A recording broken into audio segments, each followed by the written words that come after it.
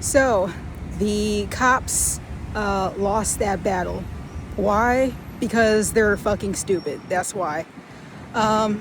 So when I talked to my attorney, and at first, when I came to jail, I had a completely different public defender. But then I told her that I wanted to represent myself, and I forgot I had already tried that, not in criminal court but in civil court. That did not go well at all, and I advise you, that's why it's generally not advised that you represent yourself unless you really know what you're doing, which I didn't. So that didn't go right in civil court. I don't know why I thought it would go any different in criminal court. So I decided wisely, the next public defender I had, to let him defend me. So anyway, we talked for a while, maybe a couple hours, and he told me, because I told him, I wanted to take this to trial, plead, and he was continually telling me, it's risky to go to trial. This is a misdemeanor that I've been charged with. And I said, what if they drop the charges? And he's like, no, because it's a misdemeanor.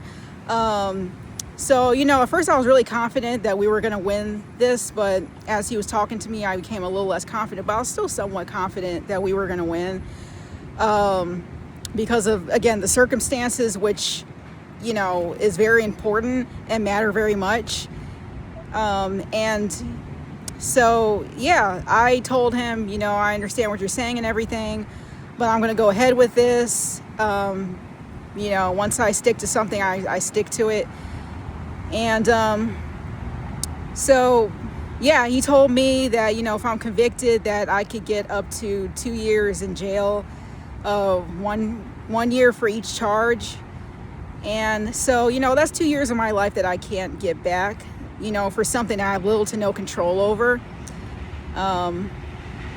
So, yeah, another thing that kept me in jail longer is because I couldn't bond out. My bond was like $100 and something. I definitely didn't have $100 and something. I even had $1. And I wasn't going to start asking or begging people for money, not family, friends, not you guys, not anybody, because this is something I was dealing with, and I just wanted to deal with it, on my own. So, yeah, it was bond. There was also a couple other things that kept me a lot longer. I could have been out of jail in a couple of days. That was what my first public defender told me. So, I decided to bring up the fact that I was homeless and everything during my arraignment, which I'll talk more about in part 3, because context matters very much in this situation.